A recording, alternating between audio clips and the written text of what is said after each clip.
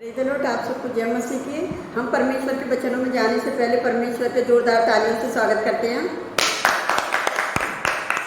Hallelujah. तो हम आज का जो वचन पढ़ेंगे मरकुस 16 का 15 और 16, और आज का जो टॉपिक होगा सारे जगत में यीशु का शुभ समाचार प्रचार करना। तो इस वचन को कोई पढ़ेगा। और उसने उनसे कहा, तुम सारे जगत में जाकर सारी सृष्टि के लोगों को सुसमाचार प्रचार करो। जो विश्वास करे और बपतिस्मा ले उसी का उद्धार होगा, परंतु जो विश्वास ना करेगा वह दोषी ठहराया जाएगा। हालेलुया। परमेश्वर का धन्यवाद करते हैं कि किस तरह से वचन में अभी पढ़ा गया कि विश्वास करे और बपतिस्मा ले तो उसी का उद्धार होगा, और जो विश्वास ना करेगा वह दोषी ठहराया जाएगा। आज बहुत सारे लोग ऐसे विश्वास ना करने वाले हैं जो दोषी ठहराए गए हैं। अगर हम 17 में देखेंगे, विश्वास करने वालों में ये चिन्ह होंगे कि वे मेरे नाम से दुष्ट आत्माओं को निकालेंगे, नई नई भाषाएं बोलेंगे, सांपों को उठा लेंगे, और यदि वो प्राणनाशक वस्तु भी पी जाए तो भी उनकी कुछ हानि ना होगी। बीमारों पर हाथ रखेंगे वे चंगे हो जाएंगे। और 20 में देखा है कि परमेश्वर कितनी बड़ी हमसे प्रतिज्ञा कर रही है अपनी 5 गिफ्ट हमको देकर। और 19 में देखेंगे प्रभु यीशु उनसे बात करने के बाद में शरीर में उठा लिया गया और परमेश्वर की दाएं ओर बैठ गया। तो आज मेरे प्रिय भाई बहनों, यीशु मसीह आपको और मुझको जो गिफ्ट दे के गया है, जो उस पर विश्वास करते हैं और जो उसने अपने नाम को समर्पित कर दिया है, तो मैं परमेश्वर का धन्यवाद करती हूँ कि किस तरह से उसने हमें 5 गिफ्ट दिए थे। जो कोई मुझ पर विश्वास करेगा वो नहीं उसने 5 हमें चिन्ह दिए कि दुष्ट आत्माओं को निकालेंगे, नई नई भाषाएं बोलेंगे, सांपों को उठा लेंगे, यदि वो प्राणनाशक वस्तु भी पी जाएंगे तो भी उनकी कुछ हानि ना होगी, और वो बीमारों पर हाथ रखेंगे तो कुछ चंगे हो जाएंगे। तो मेरे प्रिय भाई बहनों को बाई चांस परमेश्वर ने हमने वचन में यीशु मसीह ने अपने चेलों को आज्ञा दी कि सारे जगत में जाओ और शुभ समाचार प्रचार करो। और उसने ये नहीं कि हमें एक गवाह बनाया अपने संसार के अंदर कि एक गवाही के रूप में हम पता है क्या करें, यीशु मसीह का शुभ समाचार प्रचार करें। और उसने क्या करा कि ये सब बातें यीशु मसीह फिर क्या हुआ कि बादलों पर उठा लिया गया और वो परमेश्वर के दाएं ओर बैठ गया। और आपको और मुझको जो सामर्थ्य दे के गया परमेश्वर कि हम किस तरह से यीशु मसीह के शुभ समाचार का प्रचार करें।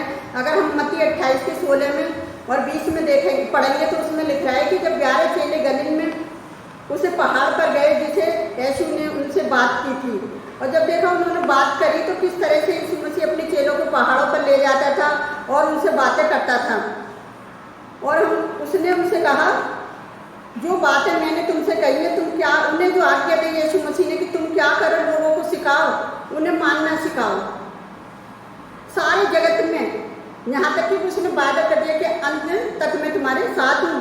तो वो परमेश्वर जो हमारे साथ है। अगर इफिसियों में देखेंगे हम 2:8 में पढ़ेंगे तो उसमें लिख रहा है कि क्योंकि विश्वास के द्वारा अनुग्रह से ही तुम्हारा उद्धार हुआ है, और ये तुम्हारी ओर से नहीं वरन परमेश्वर का दान है। तो आज जो मसीह भाई बहनों को जो दान मिला है शुभ समाचार प्रचार करने का, हर एक किसी को नहीं मिला, ये सिर्फ उन्हीं को मिला है जो पवित्र आत्मा से भर के प्रभु ने जो बपतिस्मा लेकर अपने लोगों के लिए खड़ा करा है उनको, और उन्हें चुना है इस जगत में से कि तुम जाकर शुभ समाचार प्रचार करो। अगर हम प्रेरितों के काम 2 में देखें कि 38 में पढ़ेंगे तो उसमें लिख रहा है कि पतरस ने उनसे कहा, मन फिराओ और तुम में से हर एक अपने पापों की क्षमा के लिए यीशु मसीह के नाम से बपतिस्मा लो तो तुम पवित्र आत्मा का दान पाओगे। तो जहाँ देख रहे हो कि किस तरह से यीशु मसीह ने जब लोगों ने बपतिस्मा लिया तो क्या करा कि उन्होंने पवित्र आत्मा का दान पाया। तो मैं आज उन लोगों के बारे में बताना चाहूँगी कि किस तरह से परमेश्वर ने अपने लोगों के बारे में वचन के द्वारा बातचीत करी। अगर हम जाकुब की पत्री में पढ़ेंगे तो फिर 17 में, तो वैसे ही विश्वास में यदि कोई कर्म सहित ना हो तो अपने आप में स्वभाव में मरा हुआ है। अगर हमारा विश्वास ही कर्म के बिना है तो वो तो अधूरा है, और हमारा विश्वास एक तरह से मरा हुआ है। तो मैं आप सबको एक कर्म के बारे में भी एक बात बताना चाहती हूँ कि परमेश्वर ने हमें जो शुभ समाचार करने के लिए नहीं, और उसने सारे जगत में अपने लोगों को भेजा कि जाओ जगत के अंत तक मैं तुम्हारे साथ हूँ, तुम शुभ समाचार प्रचार करो। तो मैं आज आपको एक गवाही में बताना चाहती हूँ कि हमें शुभ समाचार तो करना ही है, लेकिन हमें लोगों की मदद भी करनी है। और हमें मदद किस तरह से करनी है कि हमने वचन तो उन लोगों तक पहुँचा ही दिया। कभी आपने सोचा कि लोग भूखे हैं, इन्हें खाने की भी ज़रूरत है, पेट की ज़रूरत है, इनको वचन की तो ज़रूरत है लेकिन परमेश्वर की आशीष की, लेकिन इनको पेट की भी ज़रूरत है। जब मैं शुभ समाचार प्रचार करने के लिए जाती थी तो मेरे प्रिय भाई बहनों, मैं आपको एक छोटी सी गवाही बताना चाहती हूँ कि पहले तो मैं एक लेडीज़ के घर पे गई थी तो पता कि मैंने उसको बोला मैं आपके घर पे आ सकती हूँ, तो वो बोली हाँ आ सकती हो, क्या बात है। मैंने उनको बताया कि मैं प्रभु यीशु मसीह के बारे में आपको कुछ बताना चाहती हूँ। तो उसने कही कि अच्छा आप अंदर आ जाओ, बैठो यहाँ पर। जब वो और मैं दोनों बैठ के शुभ समाचार प्रचार करने लगे, जब मैंने कुछ वचन उसे दिया और वचन जब मैंने उसे दिया तो पता है क्या हुआ कि मैंने उसकी गैस पे देखा कि क्या कर रही है ये लेडीज। तो मुझसे कहती है आप चाय पी के जाना। तो मैंने कहा आप काली चाय किसके लिए बना रहे हो। तो कह रही मेरे बच्चे को भूख लग रही थी तो दूध नहीं था, तो मैं उसकी दूध की वजह से पता है क्या कर रही हूँ, इसे काली चाय बना के पिलाऊंगी। मुझे देख के इतना तरस आया उस लेडीज़ पे। जब मैंने उसके पति के बारे में पूछा, मैंने कि आप कैसे रहते हो यहाँ पे, तो वो उसने मुझे सारी बात बताई कि मतलब क्या है कि मेरा पति बीमार है और वो दवाई खा लिया है, उसे टीबी हो गई है। तो कह रही आप मेरे पति के लिए प्लीज़ प्रार्थना कीजिए। और मैंने उसके पति के लिए प्रार्थना करी। मैं परमेश्वर का धन्यवाद करती हूँ कि कुछ घरों में ऐसी ही हालात हैं कि उनके घरों में खाने को नहीं है, लोग बीमार हैं। तो बीमारों को चंगाई की ज़रूरत है, लेकिन पेट की भी ज़रूरत है।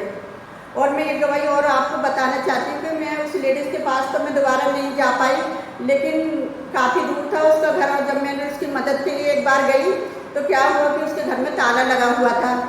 और ऐसे अभी फिर मैं एक के पास और गई, एक लेडीज़ के पास। तो उस लेडीज़ ने पता है मुझसे क्या सवाल करे। जब मैं उससे शुभ समाचार प्रचार कर रही थी तो बोलती है मुझसे कि बहन जी आप शुभ समाचार तो प्रचार कर रहे हो, कभी खाने को नहीं होता, कभी खाने को तो मिलना चाहिए ना। तो मैंने कहा आप क्या चाहते हो। तो कह रही मेरे घर में राशन भी नहीं है। तो मैंने सोचा मैं क्या करूं प्रभु, अभी तो मेरे हाथ में कुछ भी नहीं है जो मैं इसकी मदद करके जाऊं। मैं तो ऐसे सब समाचार सुनाने के लिए बाइबल लेकर निकल जाती थी।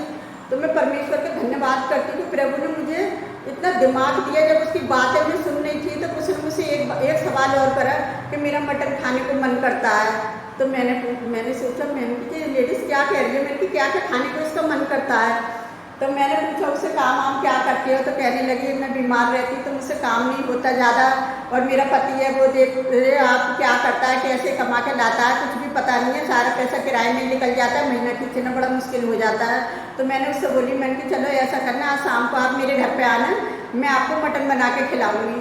तो मैं परमेश्वर का धन्यवाद करती हूँ कि मैंने शाम को उस लेडीज़ के लिए बोला। तो फिर मुझसे बोलती है कि फिर मेरे पति के लिए खाना बनाना पड़ेगा, क्या मैं अपने पति को आपके घर पर लेके आ सकती हूँ। मैंने बोला हाँ आप आ सकते हो। तो क्या हुआ, मैंने अपने बेटे को घर पे आकर बोला कि तुम मुझे वो लेके आया मटन और मैं खाना बनाना है मुझे जल्दी। तो मेरा बेटा बोला आज मम्मी इतनी जल्दी जल्दी क्यों कर रहे हो। तो मैंने कहा नहीं मैंने आज किसी को बुलाया है, वो खाने पे आइए। और परमेश्वर का धन्यवाद हो कि 7-8 बजे के टाइम पर मेरा खाना तैयार हुआ और वो अपनी फैमिली के साथ आए। मुझे बहुत अच्छा लगा, मैंने उनको खाना परोसा और मैंने खाना खिलाया। वो बहुत ही आनंदित हो गए, उनको ऐसा लग रहा हम सपना देख रहे हैं जहाँ हम मजाक कर रहे हैं। तो वो एकदम खा के इतने खुश हो रहे थे। तो मैंने कहा चलो छोड़ो ये तो छोटी सी बात है, आपको क्या ज़रूरत है, आपको अगर राशन चाहिए तो मेरे घर के सामने दुकान है, मैं उससे आपको राशन दिलवा सकती हूँ, बाकी पेमेंट में जब परमेश्वर मुझे देगा तो मैं अपनी पेंशन में से कर दूँगी। तो बोली कि अच्छा हमें आटे की ज़रूरत है। मैंने पूछा कितना आटा चाहिए, बोली 5 किलो आटा चाहिए। कह रही मैडम आप ना थोड़ा सा हमें राशन दिलवा दीजिए क्योंकि हम आपके ऊपर ज़्यादा भार नहीं डालेंगे। तो मैंने कहा कोई बात नहीं है, जितना आपको चाहिए उतना ले लो। मैंने सामने से दुकान पे से उससे राशन लिया, उस लेडीज़ को दिया। वो आप सच बता रही इतनी खुश हो गई वो कि हमें वचन तो प्रचार करना ही है, लेकिन हमको लोगों को पेट को भी देखना है। अगर कोई धर्म का ठेकेदार कुछ बोलता है कि कोई क्रिश्चियन लोग किसी को खाने को दे रहा है तो मेरे प्रिय भाई बहनों आप उन लोगों की तरफ ध्यान ना दो, आप सिर्फ परमेश्वर के कामों की तरफ ध्यान दो। जो परमेश्वर ने आपको शुभ समाचार के साथ साथ जो समाज सेवा दी है आप उसको भी करो। जिसके घर में खाने को नहीं है उसे खाना आप पहुंचाओ।